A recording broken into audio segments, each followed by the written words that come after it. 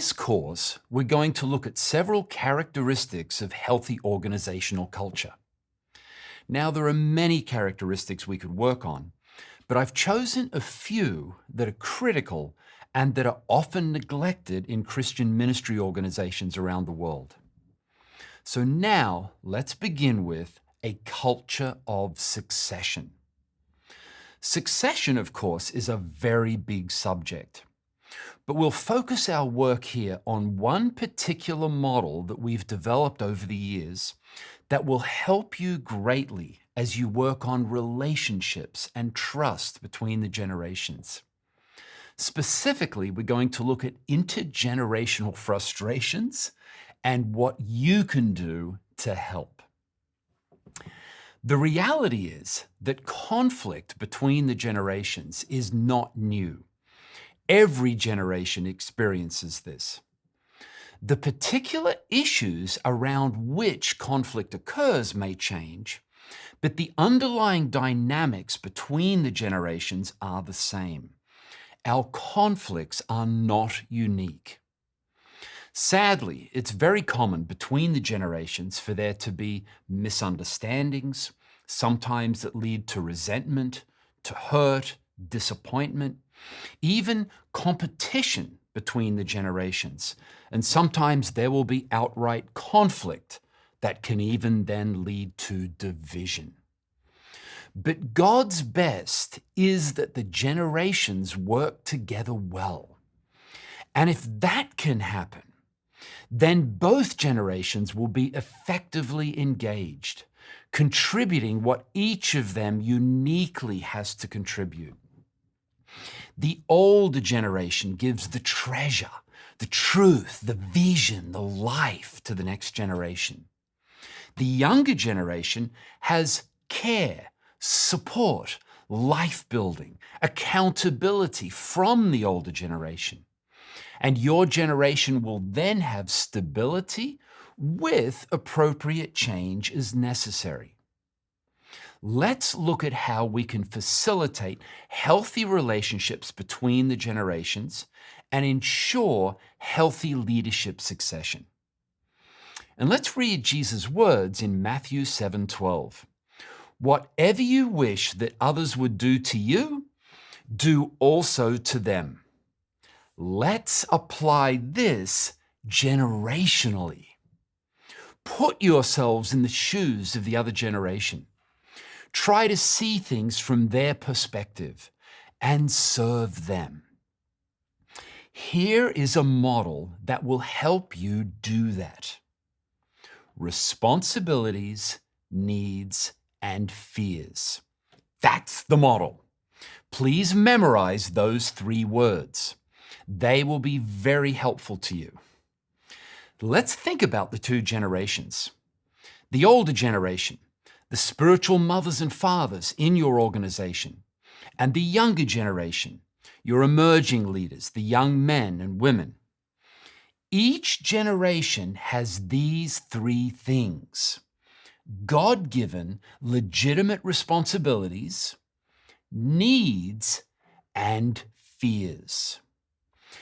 You must give attention to all 3 for both generations, or else you'll pay a price.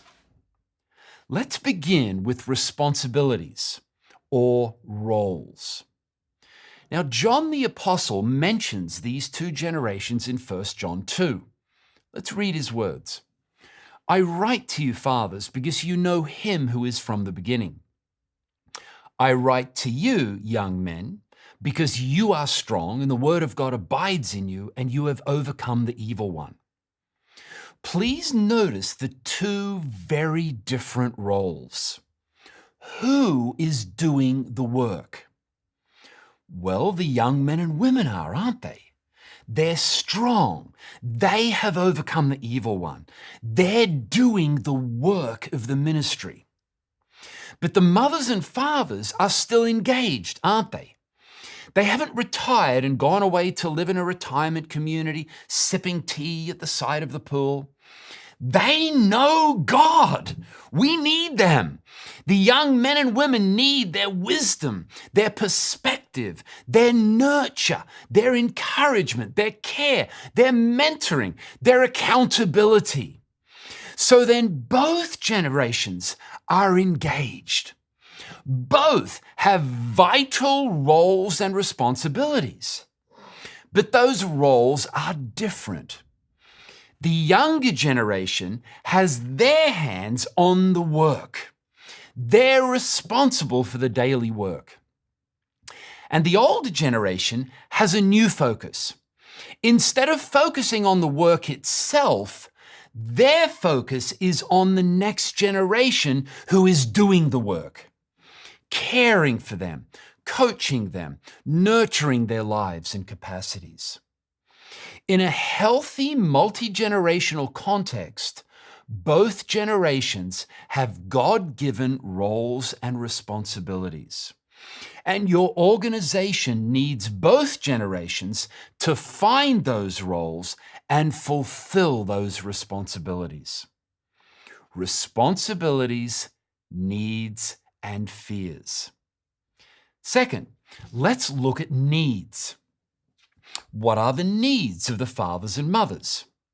Well, they need relevance. They need to be genuinely included and informed. They need care and security. They need honor and appreciation. They need opportunities to be engaged in meaningful ways.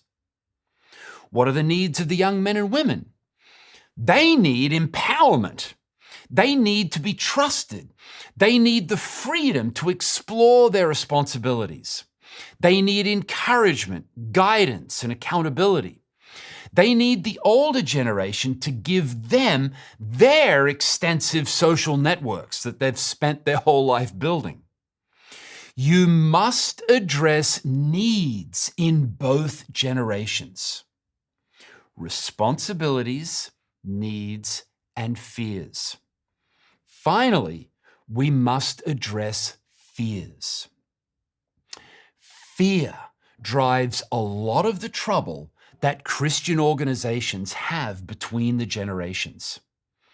The older generation has a lot of fears.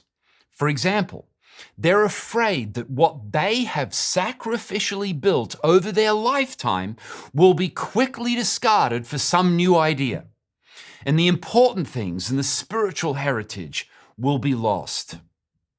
They're afraid that they will have no meaning, no relevance, no identity.